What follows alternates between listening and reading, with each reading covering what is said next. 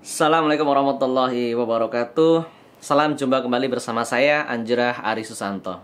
Baik Bapak Ibu, di kesempatan yang berbahagia kali ini saya pengen membagi apa itu pemikiran-pemikiran yang memang ada pada diri Ustadz Haris Mujahid, ya, sebagai saya selaku yang teman, bahkan kalau bisa dikatakan yang membersamai beliau di awal-awal, dan kita perlu menyerap nilai-nilai semangat seperti ini gitu. Langsung saja, yang pertama Bapak Ibu, apa yang menjadi semangat luar biasa dari Ustadz Haris adalah beliau itu tidak nyaman dengan hal-hal yang biasa gitu. Tapi dalam arti positif. Maksudnya seperti apa? Sebagaimana pas Al-Qasaw ini ada, itu adalah lahir dari empati beliau, dari keprihatinan ke beliau, dari apa yang menjadi keresahan beliau melihat situasi yang ada. Beliau tidak merasa, misalnya ya, ini dalam kita berpikir dalam sisi konteks pemikiran beliau, tidak dalam arti merendahkan yang lain atau seperti apa, tapi kita coba masuk ke alam berpikir beliau gitu. Beliau melihat ya, misalnya fenomena umat hari ini, ya, rumah sakit bertambah banyak, mohon maaf, ahli-ahli kesehatan bertambah banyak, ahli-ahli terapi bertambah banyak gitu. Namun mengapa masih ada banyak misteri-misteri di bidang keluhan penyakit yang belum terpecahkan gitu. Bolehlah kita sebut ada kasus darah tinggi misalnya. Darah tinggi, mengapa sih harus minum obat seumur hidup itu? Pada kasus misalnya gula gitu. Gula itu mengapa juga maintenance-nya harus minum obat seumur hidup ya. Kemudian misalnya kasus apa lagi? Kasus gagal ginjal ya, Masya Allah. Dan ada autoimun, masalah jantung, dan ada banyak lagi keluhan-keluhan penyakit yang dirasakan oleh umat hari ini. Dan itu luar biasa ya, luar biasa dialami oleh saudara-saudara kita kaum muslimin. Ustadz Haris Mujahid rahimahullah berpikir ya, dengan metode yang sekarang ini hasilnya seperti itu. Kita semuanya melihat bertahun-tahun. Mungkin kita lihat dari generasi kakek kita, kemudian nenek kita, tante, bule, pak le gitu kan, saudara-saudara kita yang mengalami sakit itu, ya berakhir seperti itu gitu. Tentunya tidak bisa seorang muslim yang dia mempunyai akal sehat berserah saja. Padahal dikatakan dalam hadis ya, setiap penyakit ada obatnya gitu.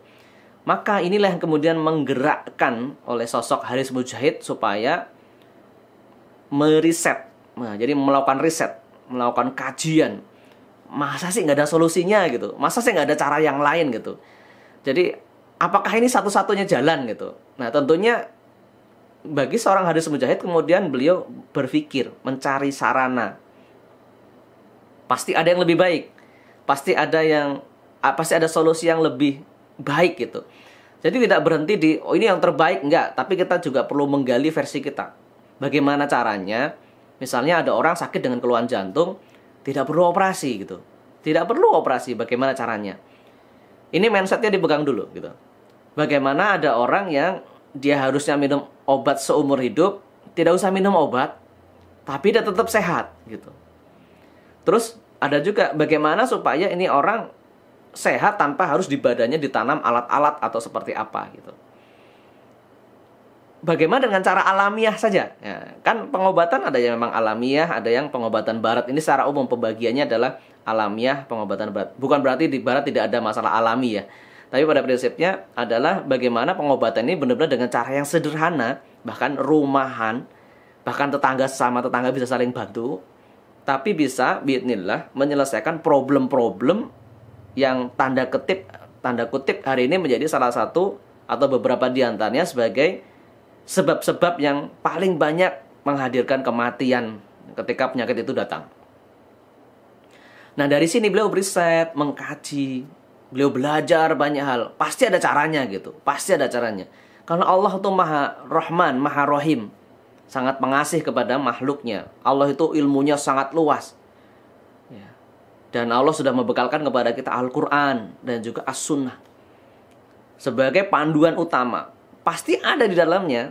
Karena kita manusia ya, manusia itu manual booknya adalah Al-Quran dan As-Sunnah. Pasti dalamnya itu ada inspirasi-inspirasi yang bisa digali, ada pemikiran-pemikiran yang kemudian bisa digunakan untuk menyelesaikan masalah-masalah baik yang kaitannya dengan dunia apalagi urusan akhirat.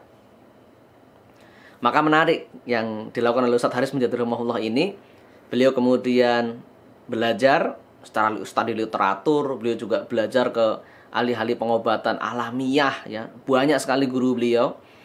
Dan lintas ilmu, beliau mengatakan paling tidak ada sekitar 50 ilmu yang kemudian beliau gali.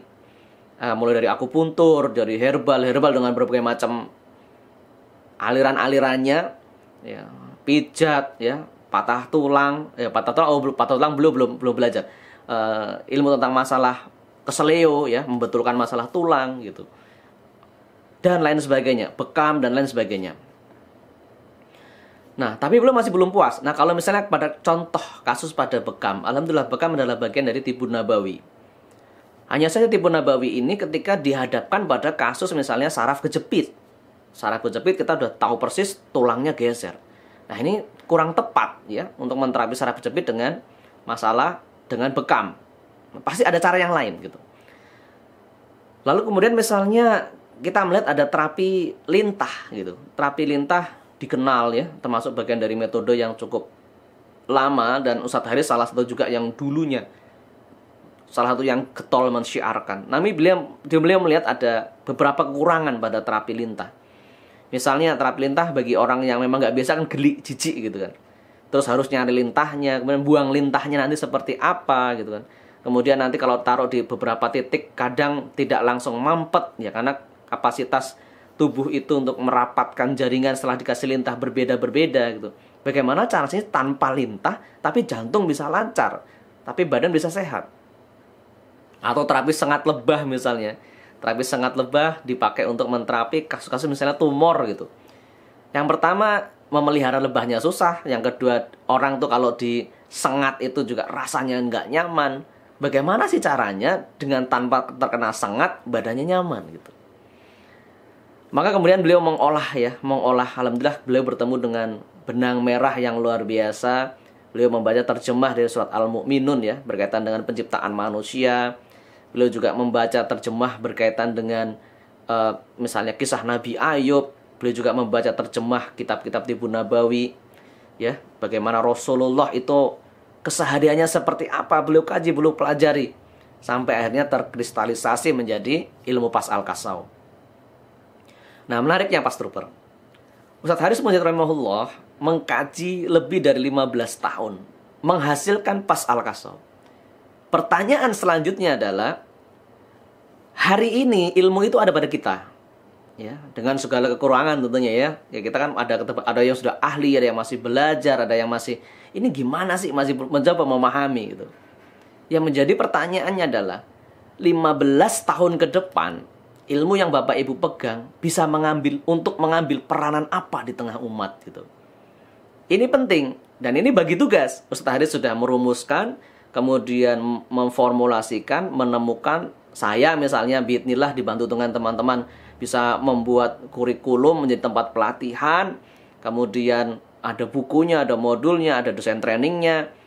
Nah, teman-teman trainer, Masya Allah ya, harus pergi 2 minggu nggak pulang ketemu rumah, tugas mengajar di Kendari, mengajar di misalnya di area Makassar sampai ke ujung Palu misalnya. Teman-teman trainer ya mengambil peran itu.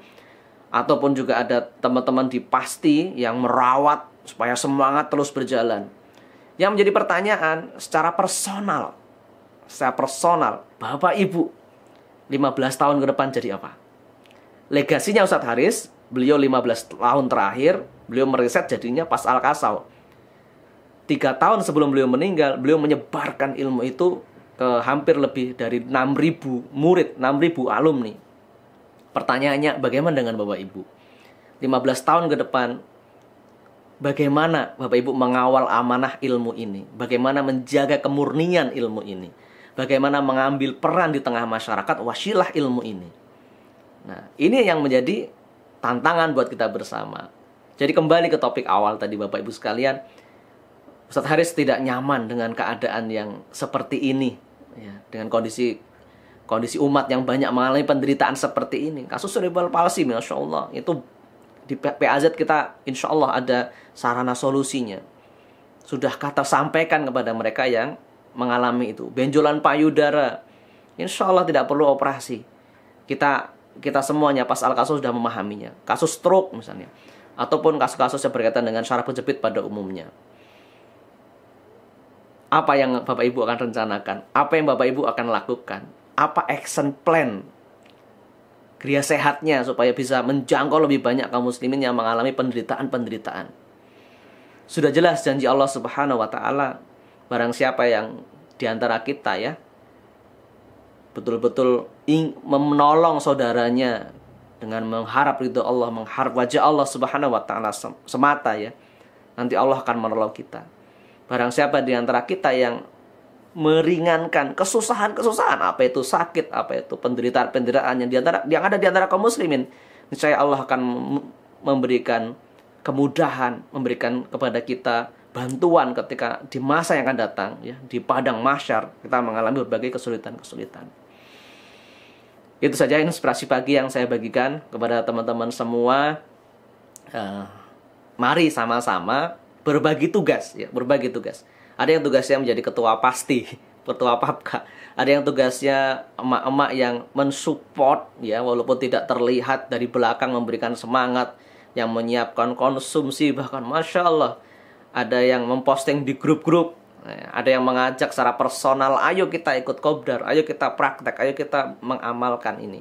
Karena apa? Ya berharap dengan ketikanya pas al-kasus yang tersebar secara luas, akan lebih banyak kaum muslimin yang sehat dengan cara yang mudah, yang islami, yang tanpa operasi, tanpa alat, tanpa obat, tanpa jimat, sebatas kemampuan maksimal yang bisa kita persembahkan kepada umat. Saya Anjir Santo. Assalamualaikum warahmatullahi wabarakatuh. Dan sampai jumpa insya Allah di konten-konten yang akan datang.